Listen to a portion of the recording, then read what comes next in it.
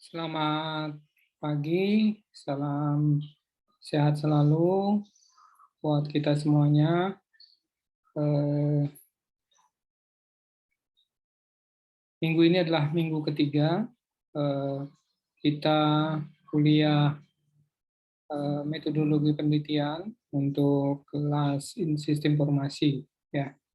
Nah, untuk pertemuan yang ketiga ini kita akan membahas tentang tinjauan literatur. Jadi tinjauan literatur itu adalah kalau di skripsi itu itu adalah tinjauan pustaka gitu ya. Tinjauan pustaka. Nah, kalau tinjauan pustaka kan hanya berisi teori-teori yang kita anggap sebagai pendukung daripada penelitian kita. Nah, untuk lebih jelasnya akan coba saya share screen ya.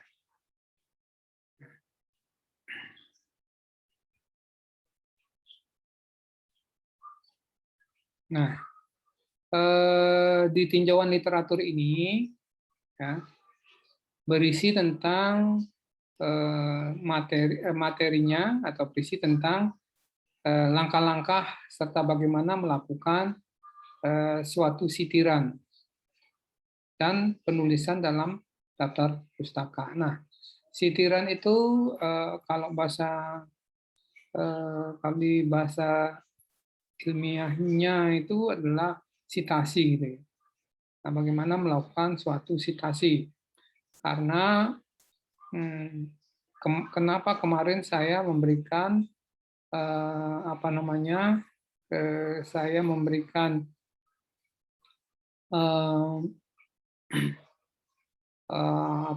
tugas, coba kalian mencari ide, ya kemudian cari sub idenya itu seperti apa gitu ya. Nanti akan terkait dengan bagaimana kita melakukan suatu sitasi.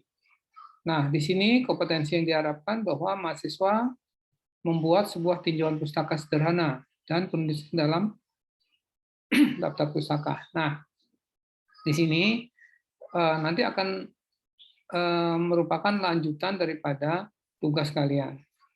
Ya, tugas kalian yang pertama, kalian sudah mempunyai ide, kemudian kalian kalian akan mencari pustaka-pustaka atau literatur-literatur yang menunjang daripada penulisan pustaka nanti. Nah, saya mulai menjelaskan literatur review. Ya, literatur review itu adalah berisi uraian tentang teori, ya, temuan dan bahan penelitian yang lain diperoleh dari bahan acuan untuk dijadikan landasan kegiatan penelitian. Nah, literatur review ini, ya, itu kalian bisa ambil dari teori-teori, ya, dari buku referensi, ya, bisa diambil juga dari makalah atau jurnal-jurnal yang sudah publish. Nah, kemudian ya yang sifatnya adalah yang bersifat ilmiah, itu bisa kalian ambil sebagai literatur review. Nah, kemudian sebenarnya penelitian dimulai dengan penelusuran pustaka yang berhubungan dengan subjek penelitian. Nah, disinilah awal daripada kalian harus memikirkan apa tugas akhir yang saya akan buat. Ya. Ide tugas akhir itu harus dibuat terlebih dahulu. Ide tugas akhir itu seperti apa, gitu ya. Nah, sehingga nanti gampang untuk melakukan penelusuran pustaka. Nah, penelusuran pustaka itu seperti apa, gitu ya. Nah, agar ini dikatakan bahwa penelusuran pustaka berguna untuk menghindari duplikasi dari pelaksanaan penelitian. Nah, pertanyaannya mungkin ya teman-teman yang sering saya temukan itu adalah skripsi yang misalkan menggunakan kubik gitu ya. Analisa ini menggunakan SWOT di PT ini. Kemudian dirubah menjadi diambil itu, kemudian diganti studi kasusnya aja. Di perusahaan tadinya perusahaan XX, terus diganti ke perusahaan YYYY. Gitu ya. Nah, hanya perusahaan itu yang diganti. Gitu ya. Namun semuanya sama. Nah, itu hal-hal seperti itu tidak boleh dilakukan. Gitu ya. Tidak boleh dilakukan. Nah, lebih baik kalau kalian ingin menerapkan tentang misalkan sistem informasi X gitu ya, membuat rancangan sistem informasi X, itu kita tulis sendiri. Ya, kita cari pustaka-pustaka yang sudah ada. Ya, kita cari di situ pustaka-pustakanya, kemudian kita pilah-pilah mana yang sesuai dengan materi penelitian yang kita lakukan. Nah, di sini literatur review berisi ulasan, rangkuman, dan pemikiran penulis tentang beberapa sumber pustaka, dapat berupa artikel, buku, slide, informasi dari internet, dan lain-lain tentang topik yang dibahas dan biasanya ditempatkan pada awal bab. Nah, di literatur review ini, ya, kalian itu nanti merangkum, ada misalkan jurnal gitu ya, jurnal. Nah, jurnal ini akan kita jadikan sebagai literatur kita dalam menulis tugas akhir ataupun penulisan ilmiah yang lainnya.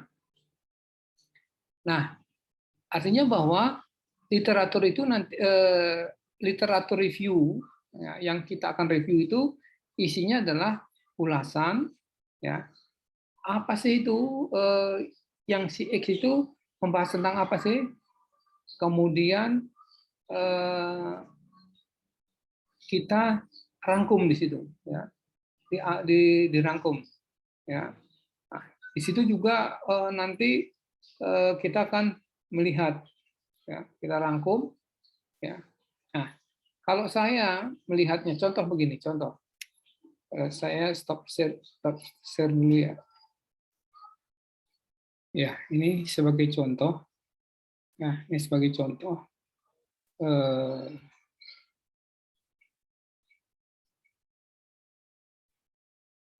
Nah, ini ada ini jurnal. Saya akan buat sebagai literatur daripada penelitian atau skripsi saya. Nah, ini judulnya Automatic Human Spermatozoa Detection in Microscopic Video Stream based on OpenCV. Nah, di sini saya akan mereview, ya, saya akan review paper ini. Nah, isinya paper ini seperti apa, gitu ya? Isinya paper ini seperti apa? Kemudian dia menggunakan metode apa? Dan hasilnya seperti apa? Nah, dengan demikian kita akan tahu mana yang baik, maksud saya mana apa keunggulan dan kekurangan daripada paper ini, gitu ya. Apa keunggulan daripada paper ini. Nah, kemudian dari paper ini, ya, saya baca dulu, ya, saya baca sampai dengan terakhir. Nah, kemudian, nah, kalau kalian ingin melihat isi sekilas gitu ya, nah, maka bacalah abstraknya. Ya, kalau kalian abstrak belum maksimal, belum mengerti tentang isinya ini kira-kira seperti apa. Abstrak ini kalau memang belum sampai ke sana, arah belum belum belum belum apa literatur review yang kita inginkan belum mengenal di abstrak, maka beralih dulu ke ini ke kesimpulan. Nah, kesimpulannya seperti apa yang diinikan, yang mereka lakukan itu seperti apa, gitu ya. Nah, kalau memang belum dari kesimpulan belum maksimal, baru kalian baca dari isinya, ya. Dari isi ini baru dibaca. Nah, sehingga hasilnya adalah seperti ini.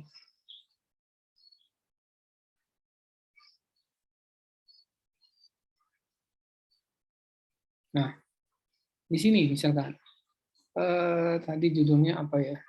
Contoh, ini ada saya membuat ada beberapa literatur ini. Nah, yang satu ini klasifikasi spermatozoa pada manusia dengan aturan fase. Nah, ini dilakukan oleh Munali. Ya, ini dilakukan oleh Munali. Ya. Kemudian saya ringkas. Dari paper itu saya ringkas. Yaitu melakukan klasifikasi spermatozoa pada manusia yang didasarkan pada bentuk kepala, leher, dan ekor sperma. Dengan melakukan segmentasi sperma menggunakan teknik pengolahan citra dan klasifikasi kepala sperma. Nah, penelitian yang dilakukan yaitu pada gambar digital sperma. Nah, ini hanya pada gambar digital sperma. Nah, spermatozoa yang disegmentasi terdiri dari 3. Nah, ini. Dan seterusnya. Nah, dengan menggunakan klasifikasi pasi, maka bisa dikategorikan kelas normal dan abnormal menggunakan bentuk dan daerah kepala sperma. Nah, ini dari sekian banyak ini ya, dari sekian satu paper itu, satu paper itu, saya ringkas menjadi segini. Ya. Kemudian ini penelitian yang kedua yang saya gunakan. Di sini menghasilkan ini, ya, lebih sedikit. Nah, kemudian ini sampai saya meringkas ada, misalkan itu ada, ini ada 8.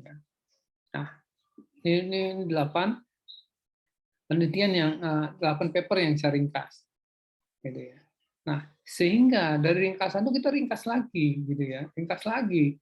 Nah, ini penelitian dilakukan oleh ini, teknik yang digunakan adalah menggunakan Fuzzy rule base, kemudian penelitian dilakukan adalah berdasarkan ini.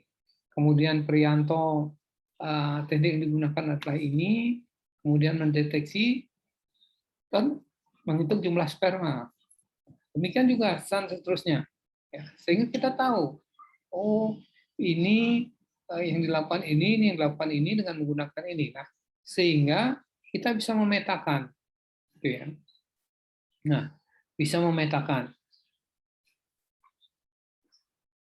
Kita bisa memetakan di sini. Ya. Jadi bisa kita memetakan nanti arah yang penelitian yang kita ambil itu, nah ini misal kita buat ini. Ya. Nah ini kalian nanti kalau, nah ini kita ini. Ya, ini pendukung-pendukungnya, yang merah ini adalah pendukung-pendukungnya. Oh ini pendeteksi ini oleh ini pendeteksi ini oleh ini pendeteksi ini. Nah, yang merah ini adalah pendukung-pendukung paper yang akan saya gunakan, gitu ya. Nah, kemudian dari sini kita bisa melihat, oh nanti dari sekian banyak paper yang saya review, maka saya akan mengambil ke arah ininya. Saya bisa mengambil ke arah ini dan saya bisa mengambil ke arah sini, gitu ya. Nah, itu tujuannya untuk melakukan review literatur atau literatur review. Nah, itu contohnya ya. Nah, kemudian, nah ini literatur review berasal ya. Kemudian 3 aspek utama dalam literatur review. Ya. Survei artikel yang terkait dengan isu yang kita minati. Ya. Jadi kalau misalkan, makanya saya di awal saya mengatakan kalau kalian sudah punya ide lebih enak, gitu ya. Lebih enak.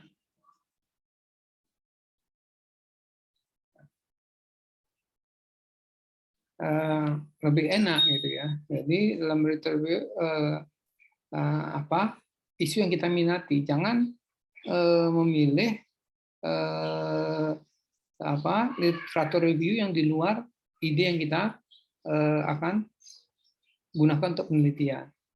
Nah, kemudian berikan evaluasi ringkasan gambaran-gambaran yang ada.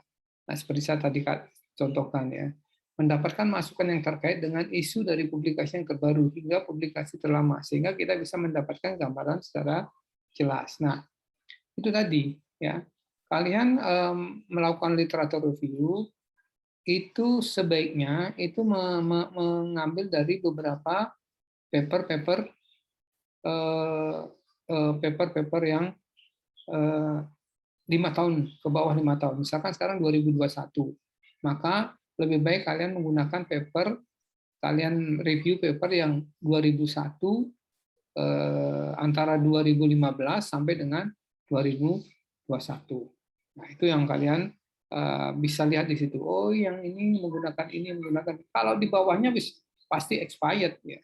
Ya itu nggak bisa kalian lakukan untuk penelitian. Apalagi untuk skripsi literaturnya menggunakan literatur tahun 2009, 2010 itu sudah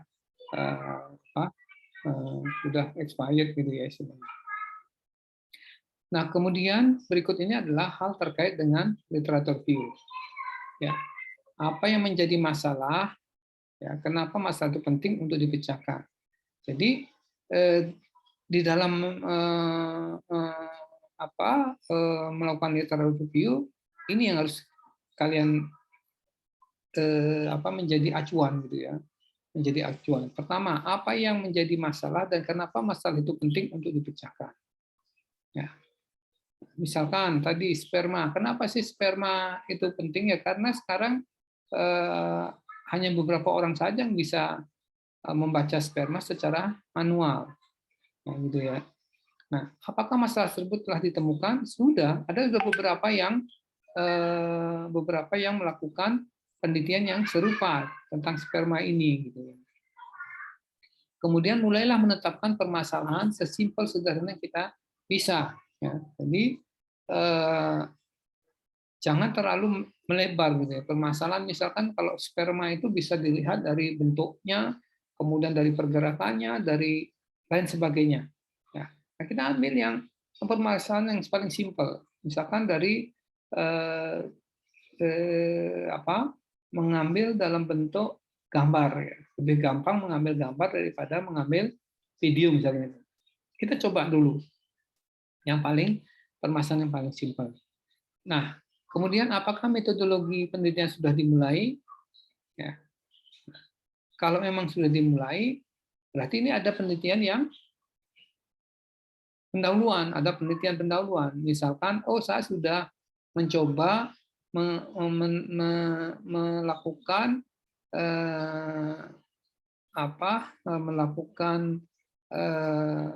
orang-orang sudah melakukan dengan metode X misalnya gitu ya. Nah, kemudian bagaimana mendapatkan dan memanipulasi data? Nah, ini seperti yang saya contohkan.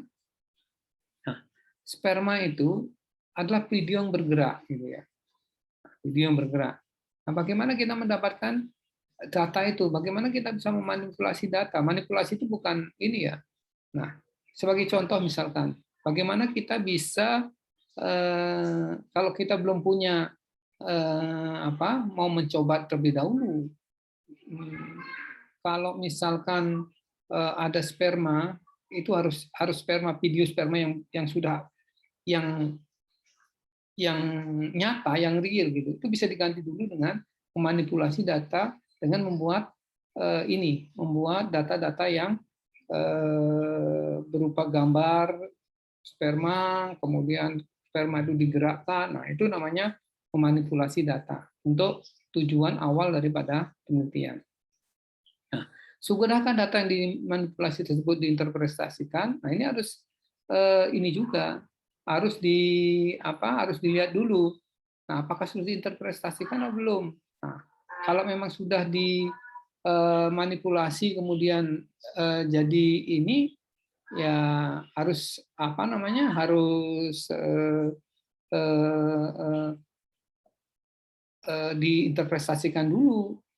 Nah, misalkan contoh interpretasi ini, misalkan saya akan mencoba video sperma yang 2 detik, 4 detik, 6 detik gitu ya. Nah, untuk mendeteksi sperma yang 2 detik, 4 detik, 6 detik misalkan gitu. Nah, itu kita akan melakukan data yang interpretasi. Yang kemudian apa kontribusinya terhadap penelitian yang dilakukan? Nah, ini keterbaruan ya. Kontribusi ini merupakan keterbaruan. Nah, maka dari itu untuk mengetahui kontribusi kita dalam penelitian ini, maka harus ada literatur review yang tadi saya katakan. Nah, kemudian apa kesimpulan yang bisa ambil terkait dengan permasalahan? Ini biasa ya, kesimpulannya bahwa misalkan, oh ini sudah diteliti oleh ini. Nah, kemudian dia menggunakan metode ini dan nah, itu yang tabel yang saya tunjukkan tadi itu merupakan hasil kesimpulan. Apakah kesimpulan yang dibuat sudah cukup menjawab dari problem yang ada?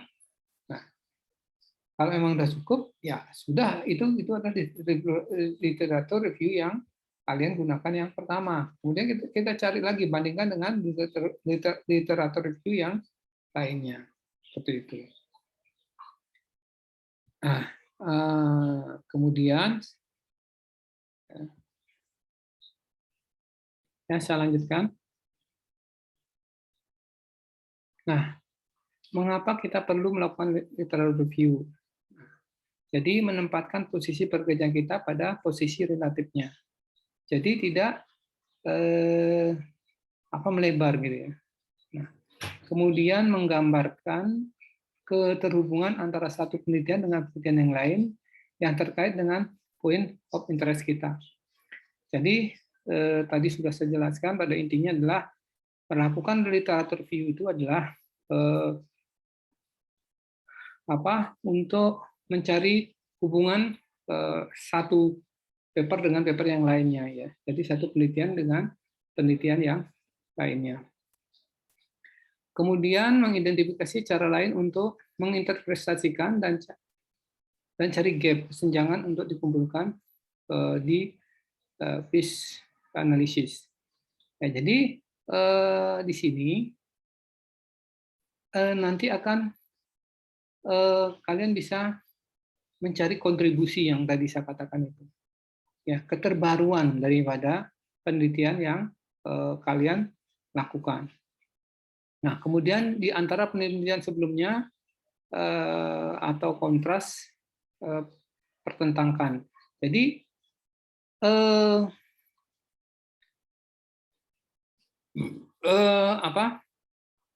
nanti di penelitian-penelitian sebelumnya itu kan ada yang tadi saya contohkan, ya, tadi saya contohkan. Misalkan yang saya contohkan tadi, nah, di sini ada, nah, ini. Nah, di sini, nah ini ada ini perbedaan nanti. Oh, yang maksudnya itu penelitiannya yang dipertentangkan gitu ya. Jadi, oh ini Prianto mendeteksi dan menghitung jumlah sperma menggunakan ini.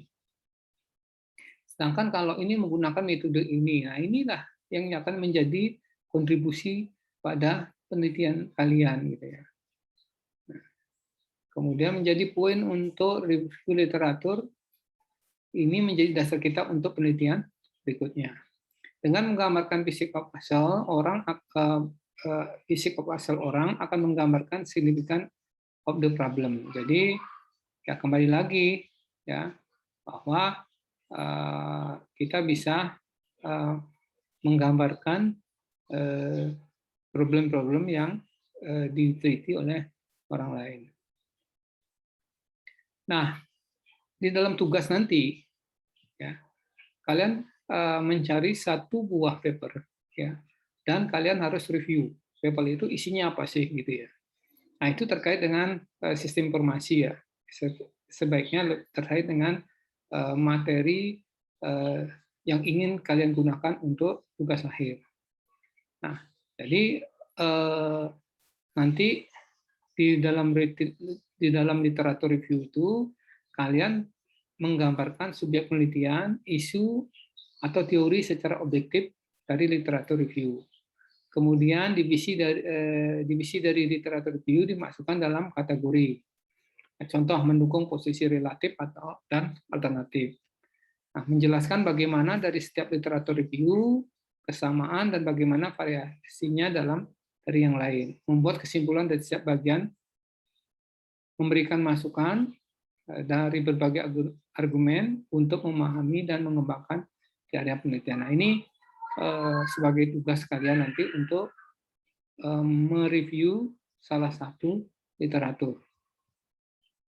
Nah, ini langkah-langkah literatur review, formulasi permasalahan, kemudian cari literatur. Ini kan formulasi permasalahannya kan kemarin saya sudah membuat suruh kalian membuat ide-ide untuk penelitian. Kemudian yang kedua adalah cari literaturnya, evaluasi datanya, dan analisis dan interpretasikan. Nah, cara untuk mereview sebuah literatur, cari kesamaannya, cari ketidaksamaannya, berikan pandangan, bandingkan, meringkas. Nah, seperti tadi saya itu ya contohkan. Ya, jadi cari kesamaannya, ya, ketidaksamaannya, pandangannya, membandingkan dan meringkas. Nah, sumber literatur itu banyak ya. Ya, jadi ada literatur tertiary literatur, ya, literatur utama, ya, kemudian literatur sekunder, literatur primer. Ini bisa dari diskusi, dari riset, dari ide-ide. Nah,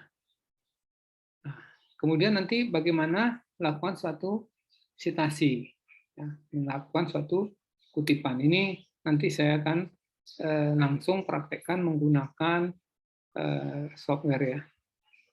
Tugas adalah mencari contoh literatur review. Ya. Nah, ini kalau bisa ini ya, tapi kalau nggak bisa coba dulu yang bahasa Indonesia. Kalau bisa yang acuannya IEEE ini. Ya, lebih enak kita mereviewnya. Ya, lebih enak.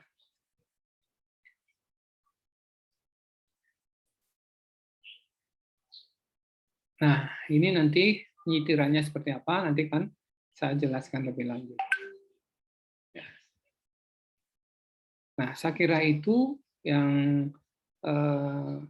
bisa saya berikan terlebih dahulu. Mohon maaf ini kita harus berdiskusi, ya. Nanti setelah jam 10 ya, setelah jam 10 kita online. Kalian ini dulu, resapi dulu, mungkin ada pertanyaan-pertanyaan, baru nanti kita akan selesaikan.